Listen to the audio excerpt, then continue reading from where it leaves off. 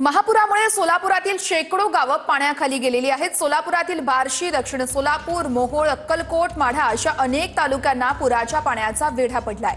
शेकडो नागरिकांचा संसार उघड्यावर पडलाय, तर संपूर्ण घरं पुराच्या पाण्याखाली गेल्यानं ग्रामस्थ हतबल झालेले आहेत। ही ड्रोन दृश्य आपण पाहतो। शेकडो गावं ही पाण्याखाली गेलेली आहेत आणि अजूनही इथे संपूर्ण जनजीवन हे ठप्प झालेलं आहे।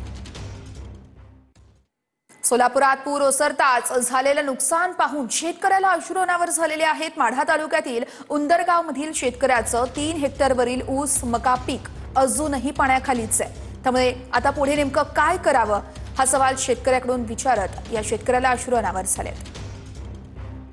सोलापूर जिल्ह्यातील सीना नदीला आलेला महापूर आता हळूहळू ओसरत आला असला तरी अजूनही हजारो हेक्टर शेती ही पाण्याखाली आहे आणि त्यामुळे शेतकऱ्यांचं प्रचंड नुकसान अजूनही होत असल्याचं पाहायला मिळतंय। इथले शेतकरी आपल्यासोबत आहेत ज्यांचं हे सगळं मोठं नुकसान झालेलं आहे। दादा काय सांगाल, कशी परिस्थिती होती 2-3 दिवसामागे?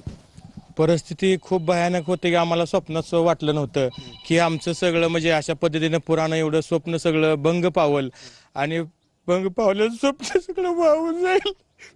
आम्ही एकतरी मोठं कष्टाने उभा केलेलं, एकतर बळीराजा म्हणून, पण बळीराजा नाही, आम्ही भिकारी झालेलो आहे।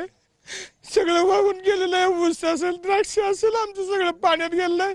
घरातील एकही वस्तू राहिलेली नाही। आमचे शेळ्या असतील, कोंबड्या असतील, जनावरे असतील, सगळं पुरात वाहून गेलेलं आहे। काहीच राहिलेलं नाही आणि सरकार आम्हाला 10,000 5,000 देते। अरे एक वस्तू तेवढी आमची होती।